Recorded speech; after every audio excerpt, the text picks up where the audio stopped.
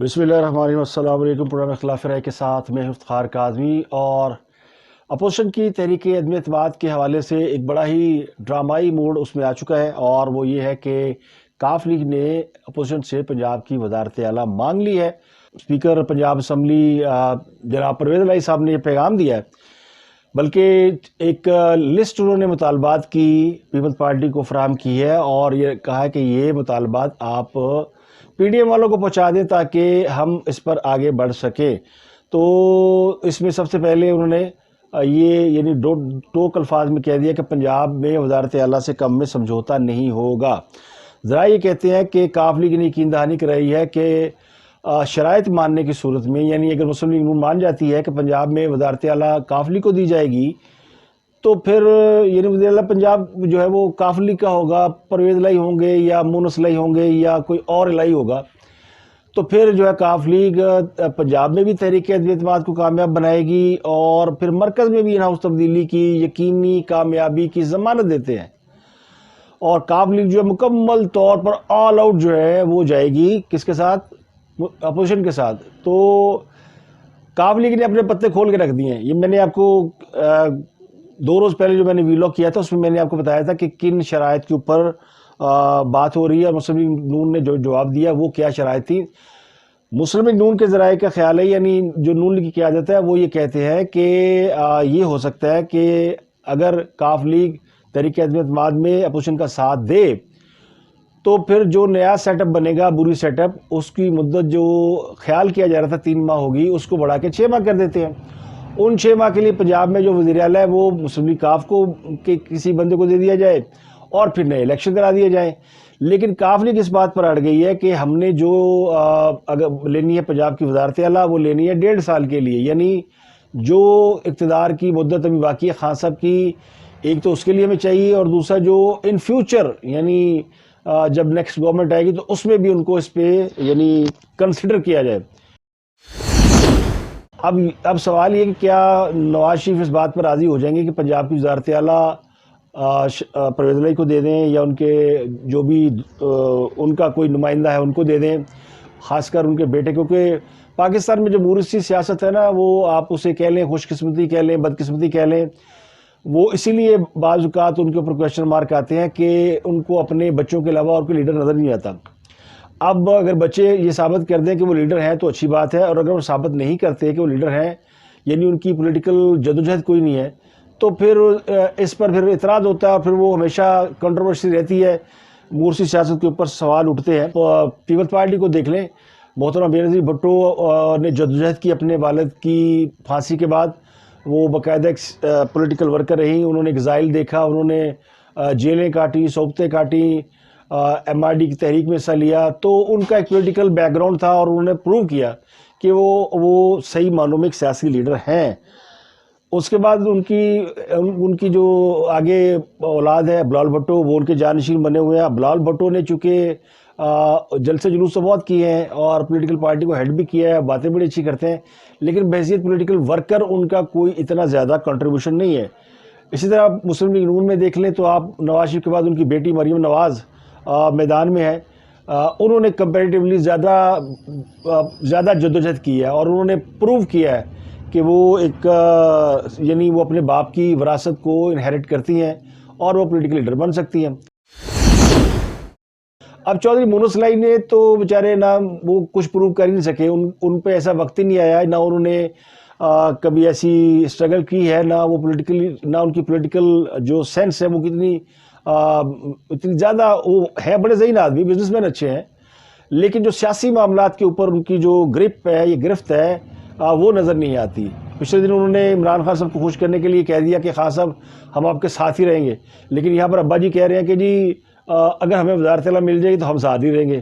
تو اب باپ بڑا نہ بھیا، سب سے بڑا روپیہ، تو ابا جی کچھ کہہ رہے ہیں اور بیٹا جی کچھ کہہ رہے ہیں، لیکن دونوں کے مطمئن نظر ایک ہی بات ہے۔ خود خان صاحب نے مونس الہی کو وزارت دینے میں 2 سال 2.5 سال ان کو لٹکائے رکھا، اور یہ بات کہیں نہ کہیں چودھریوں کے دل میں بھی ہے۔ ایک دفعہ مونس الہی کو بلایا بھی پنجاب کہ ان کو فیڈرل منسٹر بنایا جا رہا ہے، وہ اسلام آباد پہنچے، وہ ہوٹل میں انہوں نے قیام کیا، اور بعد میں پتہ چلا جب تقریب خلف برداری ہوئی وزراء کی تو اس میں ان کا نام ہی نہیں تھا، وہ بیچارے ہوٹل میں انتظار کرتے رہ گئے۔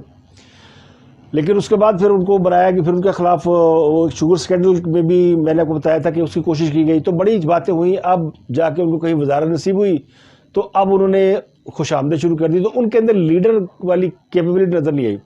اب چودھری شجاعت اور چودھری پرویز الہی وہ سیاسی لوگ ہیں اور وہ موقع میں چوکا مارنا جانتے ہیں، تو وہ سمجھتے ہیں کہ اپوزیشن اس وقت اس پوزیشن میں نہیں ہے کہ وہ اکیلے خاص کو اقتدار سے ہٹا سکے. انہیں اتحادیوں کی ضرورت ہے. اتحادی چونکہ اس وقت اپنے آپ کو انڈیپینڈنٹ شو کر رہے ہیں، اس سے پہلے وہ اتحادی خود کو مجبور ظاہر کر رہے تھے کہ جی اسٹیبلشمنٹ جہاں انہیں کہے گی یا ریاست جدھر کہے گی تو وہ ان کے ساتھ کھڑے ہوں گے. اب ریاست نے تو ہاتھ کھڑے کر دیے کہ جناب ریاست سے مراد اسٹیبلشمنٹ کہ ہم کسی کے ساتھ نہیں ہیں بھائی، تو اب تجھے جو اپنے وزن دکھانا دکھا لیں، جو بولی لگوانی لگوا لیں. تو چودھری اس وقت جو ہے نا وہ پورے وزن دکھا رہے ہیں. جو ان کی پولیٹیکل سٹینڈنگ ہے وہ تو ظاہر ہے وہ تو کمپرومائز ہو گئی. اب اگر نون لیگ اس بات کو نہ بھی مانے، یعنی ان کو وزارت اعلیٰ کی ان کی جو ان کا چارٹر آف ڈیمانڈ ہے وہ اگر نہیں بھی مانتی تو بھی وہ کس منہ سے کھڑے ہوں گے جناب عمران خان کے ساتھ. خان صاحب کو تو پتہ ہونا چاہیے کہ یہ ان کو اگر وزارت اعلیٰ مل جاتی یہ مجھے چھوڑ جاتے تو ان کے دل میں وہ بھی بات رہے گی، لیکن خان صاحب کی مجبوری ہے، مجبوری کی وجہ سے پہلے ساتھ تھے، مجبوری کی وجہ سے تو یہ سودا ہے جو یعنی یہ مفادات کا سودا ہے. تو اس وقت مفادات کی ایک لڑائی ہے. جو پولیٹیکل سیاسی جماعتیں ہیں جو پاکستان میں جمہوری روایات کی امین ہے یا جمہوری معاملات کو سمجھتی ہیں، ان سیاسی جماعتوں کا اور ملک کے بیشتر دانشور طبقے کا، تجزیہ نگاروں کا، مبصرین کا، سب کا یہ خیال ہے کہ اس وقت ملک جن حالات سے گزر رہا ہے ان حالات میں اس حکومت کو مزید اقتدار میں نہیں رہنا چاہیے. تو ان کو نکالنے کے لیے سب کو ایک ہو کر انہیں ہٹانا چاہیے. اب ان کو ہٹانے کے لیے جو آئینی اور قانونی راستہ ہے وہ ووٹ آف نو کانفیڈنس کا ہے. شنید یہ ہے کہ شہباز شریف نے اپنے تئیں کچھ لوگوں سے کمٹمنٹ کی ہوئی ہے. وہ کہہ رہے ہیں میں نواز شریف صاحب کو منا بھی لوں گا، اور نواز شریف صاحب بھی ظاہر اپنے بھائی کی بات مانیں گے.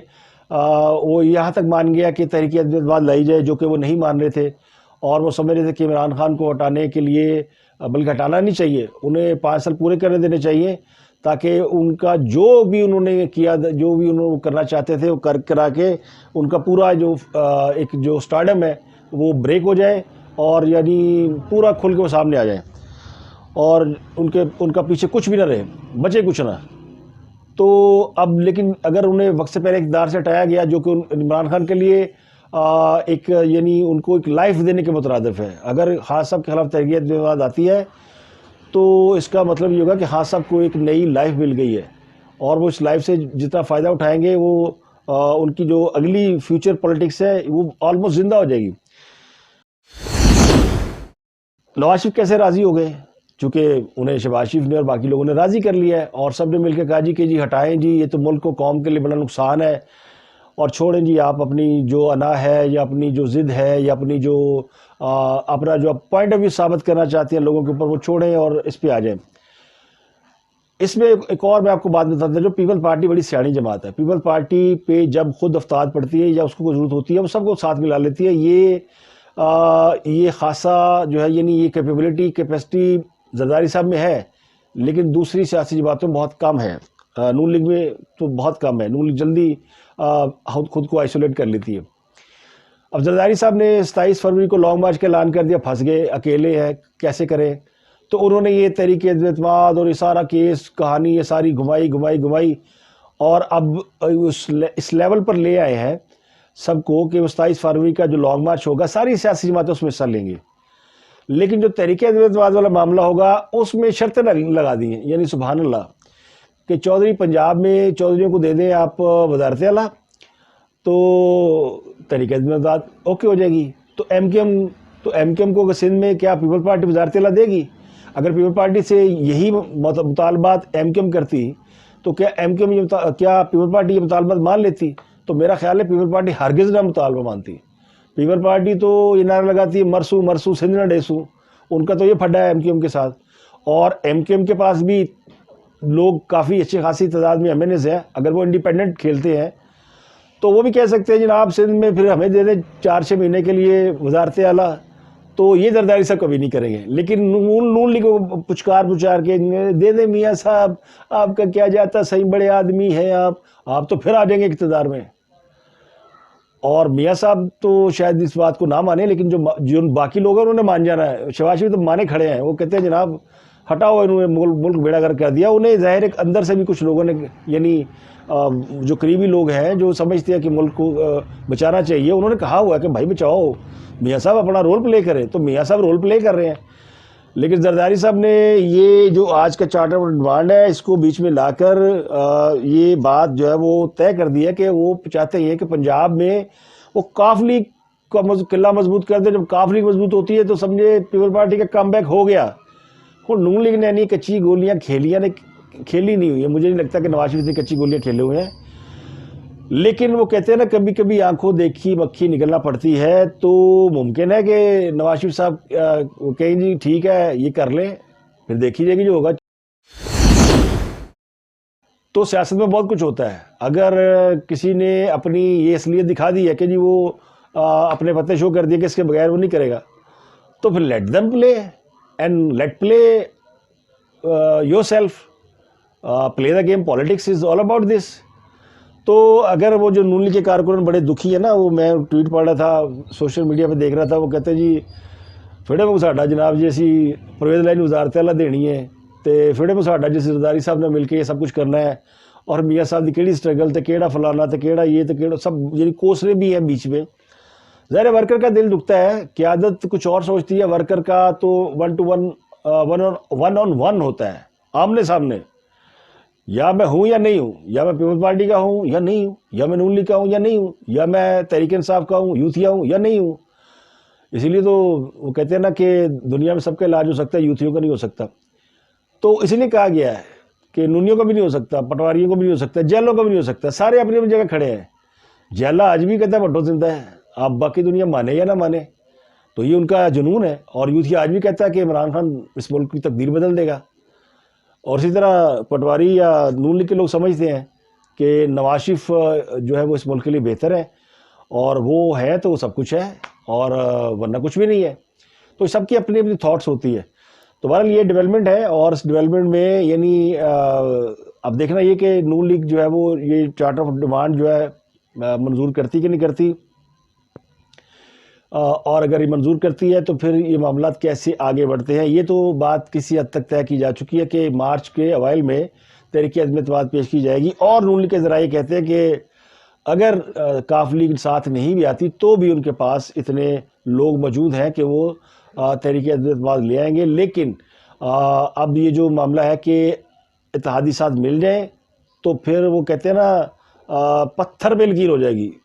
بالکل طے ہو جائے گا کہ جناب اب یہ ہم فارغ کر دیں گے.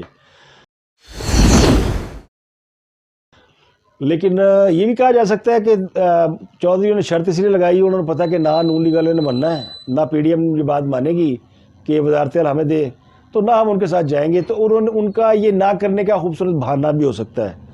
تو بہرحال سیاست ہے، سیاست میں یہ سب چلتا ہے، اور وہ آپ نے دیکھ لیا. دوسری بات اب آپ سے کریں یوکرین کے حوالے سے، اور خان صاحب کے دورہ یوکرین کے حوالے سے. میں نے کل کسی وجہ سے ویلاگ نہیں کر سکا، کچھ مصروفیت تھی. لیکن اس پہ میں ایک پروگرام کروں گا کہ خان صاحب نے دورہ جو روس کا کیا وہ صحیح تھا یا غلط تھا، یا اس کی ٹائمنگ درست تھی یا نہیں تھی.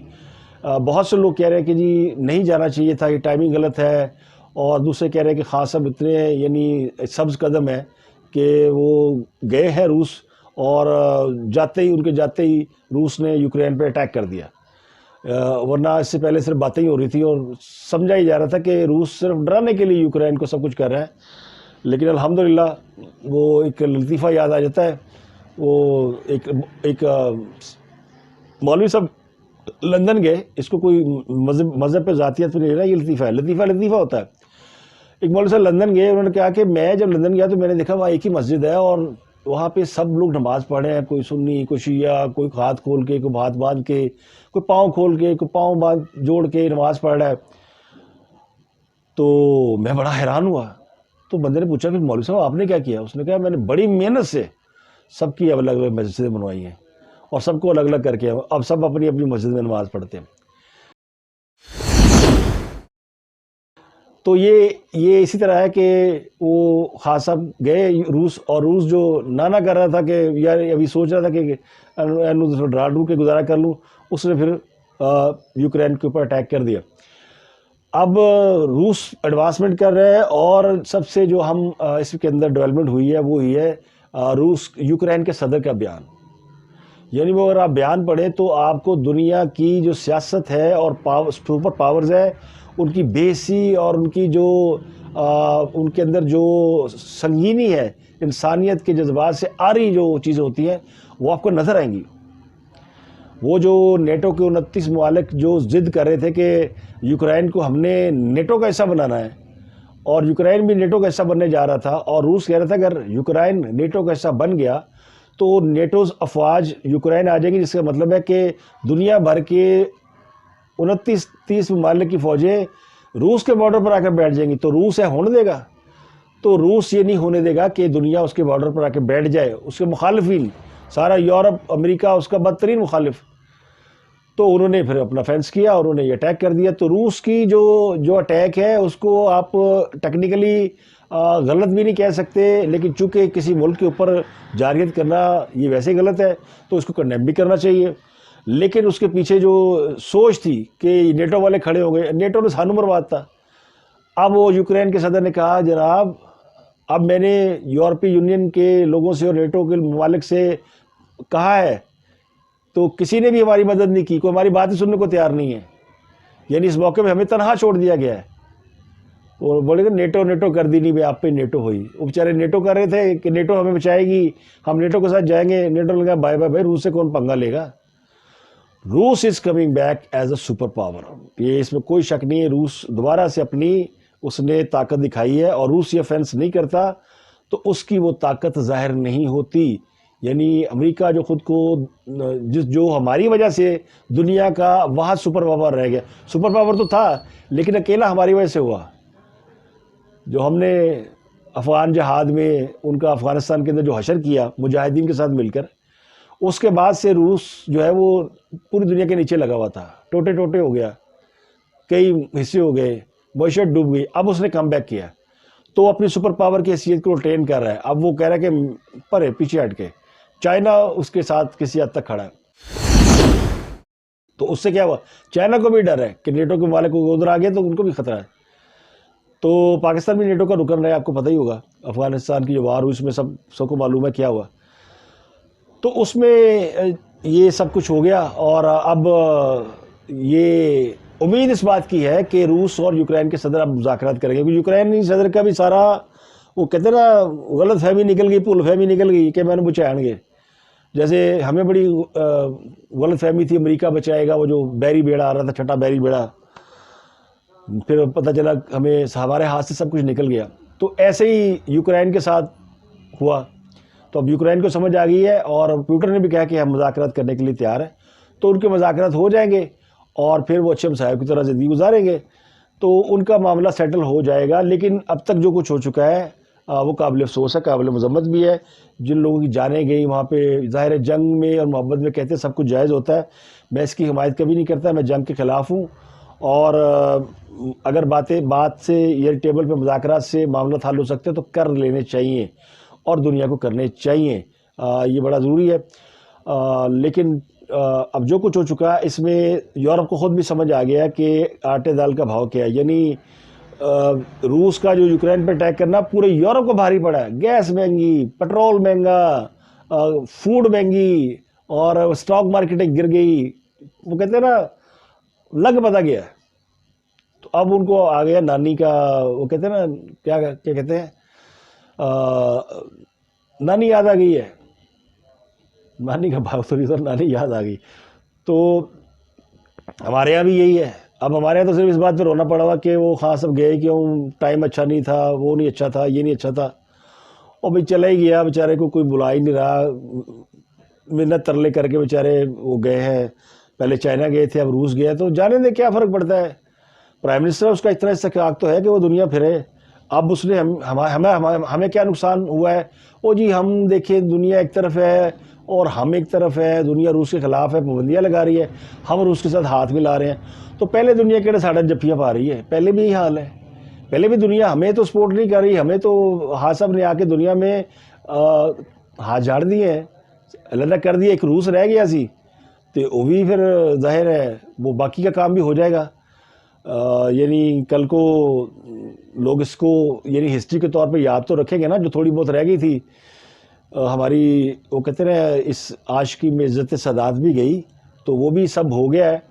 تو بہرحال یہ دو بڑی خبریں کہ یورپ, یہ روس اور یوکرین کا معاملہ مجھے لگتا ہے کہ اب مذاکرات سے حل ہوگا, اور یوکرین کو بھی سمجھ آ گئی ہے, اور یورپ کا رویہ انہوں نے دیکھ لیا کہ یورپ پہ ٹرسٹ نہیں کیا جا سکتا, اور خاص کر امریکہ پہ نہیں کیا جا سکتا. اور دوسرا جو پاکستانی وہاں پھنسے ہوئے ہیں کیف میں یا یوکرین میں, ان سب کو جو ہے وہ یعنی تھوڑی ہمت اور حوصلہ رکھنا چاہیے. ان کے لیے اچھی خبر ہے کہ ان کی بھی مشکلات جو ہے وہ دور ہوگی. وہ کہتے ہیں نا, خان صاحب کا وہ حال ہے کہ جاگ دے رہنا ساڑھے دن رہنا. ان کو جب یہ پتہ لگ گیا تھا کہ وہ تھے روس میں کہ روس is going to attack on Ukraine, تو وہاں پہ پاکستانی سفارت خانے نے پاکستانی طلباء کو کیوں نہیں نکالا پہلے. یہ دیکھیں یہ کتنا بڑا ظلم کیا گیا, یعنی پتہ تھا. تو اب کیا کیا جائے, وہ یورپ جو کہ روس کا مقابلہ کر سکتا ہے وہ نہیں ٹک سکا, تو پھر باقی کیا ہوگا معاملہ. تو آج کے لیے اتنا ہی. اپنا گرد و نواح کے لوگوں کا بہت خیال.